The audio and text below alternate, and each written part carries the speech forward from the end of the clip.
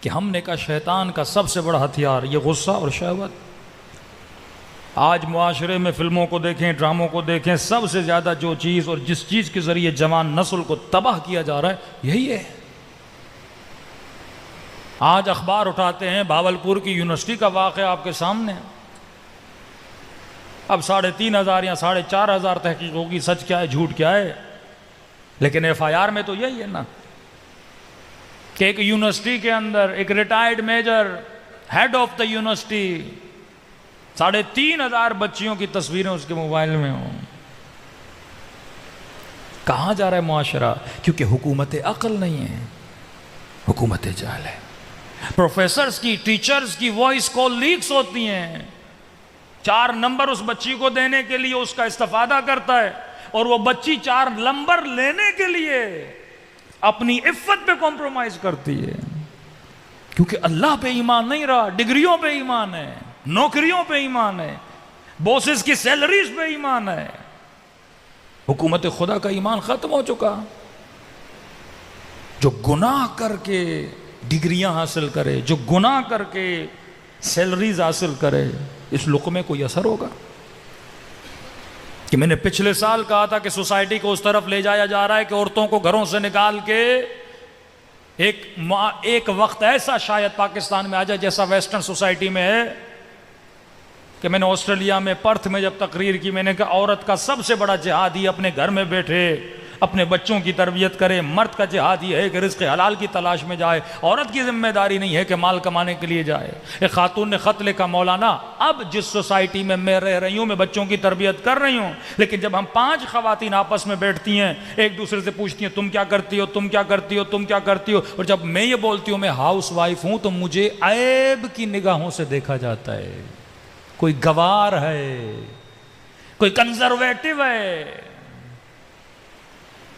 کا عیب کی نگاہوں سے. معاشرے میں حسن اور قبیح جب جگہ بدل دیتا ہے نا، جس طرح پاکستانی معاشرے میں اگر کوئی آفیسر رشوت نہ لے تو یہ عیب ہے، عیب.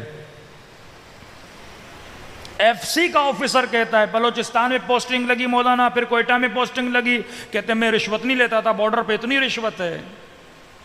اوپر سے آفیسرز کے فون آئے کہ تم کہاں سے آئے ہو، کہ مجھے عجیب نگاہوں سے دیکھتے تھے جیسے میں کوئی اس دنیا کی مخلوق ہوں ہی نہیں کہ رشوت نہیں لے رہا. سسٹم جب جہالت کا سسٹم بنے تو فرمایا آخری زمانے میں مومن کو عجیب نگاہ سے دیکھیں کہ کوئی پاگل آدمی ہے، شعور نہیں رکھتا. یہ جہالت کا زمانہ. شہوت کے ذریعے سے میں بارہا مجلسوں میں عرض کر چکا ہوں، یونیورسٹی مہد گناہ ہے، مہد گناہ.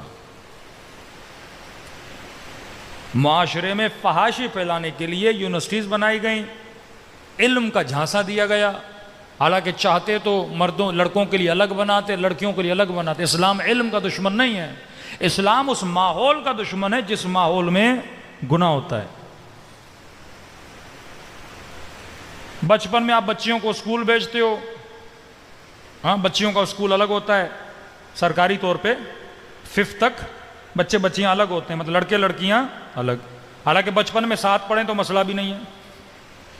اور جیسے بالغ ہوتے ہیں شہوت اپنے عروج پہ ہوتی ہے.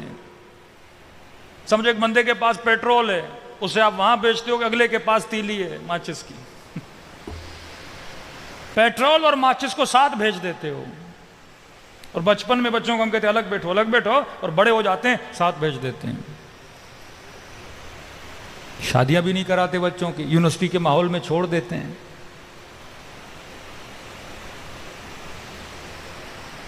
مرد کا کیا جاتا ہے؟ اکثر سوء استفادہ عورتوں کا ہوتا ہے.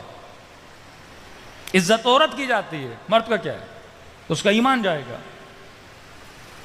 کیونکہ خدا عورت کے مزاج کو جانتا تھا، جس طرح خدا نے اس کی بناوٹ بنائی تھی، سینسیٹیو ہے، ایموشنل ہے. اس کے دماغ پر عقل کی حکومت کم ہے، ایموشنز کی حکومت زیادہ ہے. بقول امیر المومنین کے بہت جلدی دھوکہ کھا جاتی ہے. کتنے کیسز ہیں لا معدود، آپ کے معاشرے میں سوشل میڈیا میں جا کے دیکھیے کتنے کیسز ہیں. 80% گناہ یونیورسٹیز میں ہوتے ہیں.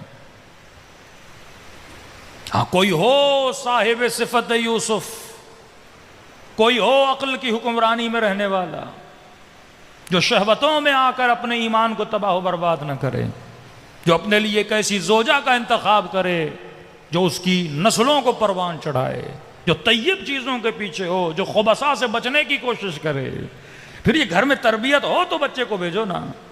ایک بچے کے ہاتھ میں پسٹول دو لیکن اسے چلانا نہیں آتی، وہ خود کو بھی نقصان دے گا، آپ کو بھی نقصان دے گا۔ بچے کو گاڑی دو لیکن ڈرائیونگ نہیں آتی، وہ خود کو بھی نقصان دے گا، آپ کو بھی نقصان دے گا۔ کتنے بچے عشق ہائے مجازی میں دنیا کے عشقوں میں گرفتار ہو کے ماں باپ کے نافرمان بن جاتے ہیں۔